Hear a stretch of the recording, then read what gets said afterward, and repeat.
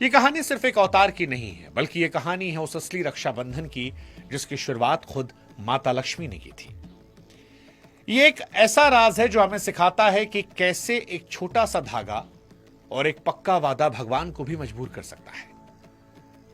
कहानी की शुरुआत वहां से होती है जहां माता लक्ष्मी परेशान थी, क्योंकि उनके पति भगवान विष्णु कई महीनों से घर यानी वैकुंठ में नहीं थे।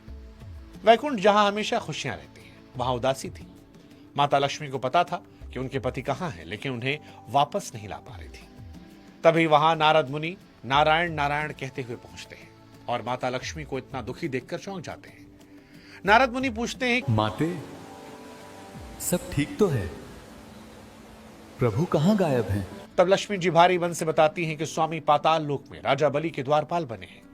यह सुनकर नारद मुनि के होश उड़ जाते हैं कि आखिर तीनों लोकों का मालिक एक असुर का चौकीदार कैसे बन गया। असल में यह सब शुरू हुआ था एक ऐसी जीत से जिसने देवताओं की नींद उड़ा दी थी।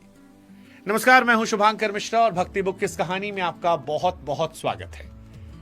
इस कहानी को समझने के लिए हमें पुराने समय में जाना होगा, जब देवताओं और असुरों के बीच लड़ाई चल रही थी। देवताओं की मां अदिति अपने बच्चों की हार से दुखी थी। असुर राजा बलि ने स्वर्ग के राजा इंद्र को हराकर उनके सिंहासन को छीन लिया था और देवताओं को दर दर भटकने पर मजबूर कर दिया था। माता अदिति ने अपने बच्चों का दुख दूर करने के लिए भगवान विष्णु की कठिन पूजा की। उनकी भक्ति से खुश होकर भगवान ने वरदान दिया कि वे खुद उनके बेटे के रूप में जन्म लेंगे और देवताओं का खोया हुआ राज वापस दिलवाएंगे। इसके बाद भगवान ने वामन के रूप में जन्म लिया। एक नन्हे और चमकते हुए बालक के तौर पर पूरी दुनिया में वो खुशियां बिखेरने आए थे। लेकिन सबके मन में सवाल था, क्या एक छोटा सा बच्चा उस ताकतवर राजा बलि को हरा पाएगा जिसने इंद्र जैसे महान योद्धा को हरा दिया था? भगवान जानते थे कि बलि को लड़ाई से नहीं, बल्कि उसकी सबसे बड़ी ताकत यानी दान से हराया जा सकता है। उधर राजा बलि अपने 100वें बेड़े यज्ञ की तैयारी कर रहा था। देवताओं का डर था कि अगर बलि का ये यज्ञ पूरा हुआ तो वो इतना विशाल और शक्तिशाली हो जाएगा कि उसे कोई हरा नहीं पाएगा। इसलिए भगवान को उस छोटे बच्चे का वेश बनाकर बलि की परीक्षा लेने जाना पड़ा। राजा बलि दरअसल कोई मामूली असुर नहीं था। वो भक्त प्रहलाद का पोता था, जिसे खुद भगवान का आशीर्वाद मिला था। बलि के राज में लोग इतने खुश थे कि वे स्वर्ग को भूलने लगे थे। बलि की सबसे बड़ी ताकत उसकी तलवार नहीं, उसका धर्म और दानवीरता थी। उसके दरवाजे पर आने वाला कोई भी इंसान खाली हाथ नहीं लौटता। लेकिन जैसे जैसे बलि की ताकत बढ़ी, उसके मन में घमंड आया कि वो इस दुनिया का सबसे बड़ा दानी और रखवाला है। उसने स्वर्ग के इंद्र को मारकर भगाया और तीनों लोकों पर अपना राज कायम कर दिया। देवताओं के गुरु बृहस्पति ने इंद्र को समझाया था, बलि की असली ताकत उसकी सच्चाई और उसके यज्ञों में है। अगर उसे हराना है तो उसकी दान देने की आदत को ही पकड़ना होगा। असुरों के गुरु शुक्राचार्य दिमाग वाले थे। उन्हें समझ में आ गया था कि देवता अब कोई बड़ी चाल चलेंगे। उन्होंने बलि को बार बार समझाया, बलि, इतना घमंड मत करो, देवता कभी भी धोखा दे सकते हैं। लेकिन बलि अपनी धुन में सवार था। उसने बड़े गर्व से कहा, गुरुदेव, मुझे किसी का डर नहीं। अगर खुद भगवान विष्णु भी मेरे सामने भिखारी बनकर आएंगे तो मैं खाली हाथ नहीं भेजूंगा। मेरा वादा मेरा धर्म है। और यहीं से असली कहानी शुरू हुई। नर्मदा नदी किनारे जब बलि का बड़ा यज्ञ अपने आखिरी दौर में था, तब नन्हे वामन का प्रवेश हुआ। उसकी सुंदरता, उसके चेहरे की चमक ऐसी थी कि बड़े बड़े ऋषि मुनि अपनी पूजा छोड़कर देखने लगे। बलि ने जब प्यारे से बच्चे को देखा तो खुद अपनी जगह से उठ खड़ा हुआ और वामन के पैर छुए सबसे ऊंची जगह पर बिठाया। बलि ने मुस्कुराते हुए पूछा कि छोटे ब्राह्मण देवता, आपको यहाँ देखकर मेरा दिल खुश हो गया। आप जो चाहे मांग सकते हैं। क्या आपको सोने के गहने चाहिए?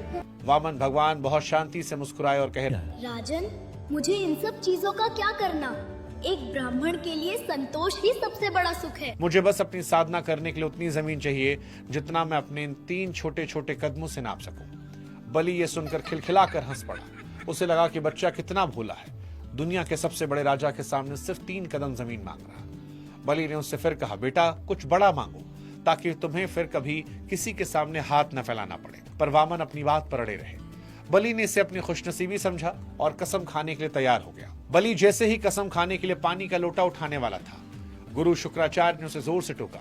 शुक्राचार्य अपनी दिव्य दृष्टि से देख चुके थे कि नन्हा बालक कोई और नहीं, साक्षात भगवान विष्णु हैं, जो देवताओं की मदद करने आए हैं। उन्होंने बलि को अकेले में जाकर समझाया कि बलि, ये ब्राह्मण नहीं, तुम्हारा काल है। ये तुमसे तुम्हारा सब छीन लेगा। वादा वापस ले लो। पर बलि ने कहा, गुरुदेव, अगर भगवान मेरे द्वार पर भिखारी बनकर आए हैं तो इससे बड़ी बात क्या होगी? मैं पीछे नहीं हटूंगा। जब बलि नहीं माना तो शुक्राचार्य ने एक आखिरी चाल चली। एक मक्खी का रूप बनाकर उस लोटे की नली में घुस गए जिससे कसम का पानी बाहर निकलने वाला था। पानी रुक गया। बलि परेशान हुआ कि आखिर हो क्या रहा है। वामन भगवान समझ रहे थे कि नली के अंदर शुक्राचार्य बैठे हैं। उन्होंने पास में पड़ी एक तीखी कुशा घास उठाई और नली छेद में डाल दिया। वो तिनका शुक्राचार्य की आंख में लगा। बेचारे शुक्राचार्य दर्द से चिल्लाते बाहर निकले और उनकी एक आंख हमेशा के लिए फूट गई। इसके बाद बलि ने अपना वादा पूरा किया। जैसे ही बलि के मुंह से हाँ निकला, वामन भगवान का शरीर इतना बड़ा होने लगा कि वो बादलों को पार कर गया। उनके एक कदम में पूरी धरती नाप ली गई, दूसरे कदम में पूरा स्वर्ग। अब भगवान ने जोर से पूछा कि बलि, 2 कदमों में सब खत्म हो गया, बताओ तीसरा कदम कहां रखूं? राजा बलि समझ चुका था कि उसका राजपाट और घमंड भगवान के 2 कदमों में समा चुका था। उसके पास सब कुछ भी नहीं बचा था सिवाय उसके अपने शरीर और उसकी सच्ची भक्ति के। बलि ने बिना डरे अपना सिर झुकाया और बड़े प्यार से कहा, प्रभु, धन दौलत तो हमेशा आपकी थी, मैंने तो सिर्फ संभाल के रखा था, लेकिन ये शरीर मेरा है। आप अपना तीसरा कदम मेरे सिर पर रखिए। भगवान बलि की ईमानदारी को देखकर पिघल गए। उन्होंने अपना पैर बलि के सिर पर रखा और पाताल लोक के सुतल नाम की जगह पर भेज दिया। लेकिन भगवान को लगा कि बलि ने उन्हें अपना सब कुछ दे दिया है, तो बलि को भी इनाम देना चाहिए। उन्होंने बलि को वरदान दिया कि वो भविष्य का इंद्र बनेगा, पर बलि को राजपाट का लालच नहीं था। उसने भावुक होकर कहा, प्रभु, पाताल के उस अंधेरे में मैं आपके बिना कैसे रहूंगा? मुझे राज नहीं, आप चाहिए। मैं चाहता हूं कि जब भी मैं आंखें खोलूं, मुझे सबसे पहले आपके दर्शन हो। भक्त के इस प्यार ने भगवान को ऐसा बांधा कि भगवान खुद को रोक नहीं पाए और बलि को सौंप दिया।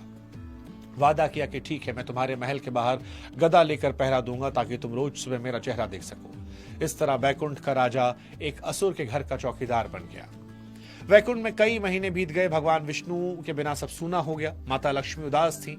नारद मुनि से पूछा कि कैसे प्रभु को वापस लाए, वो तो फंस चुके हैं भक्त के वादे में। तब नारद जी ने एक अच्छी बात सुझाई। कहा, माते, भगवान प्यार के भूखे और बलि भी प्यार का पुजारी। आप बलि को अपना भाई बना लीजिए।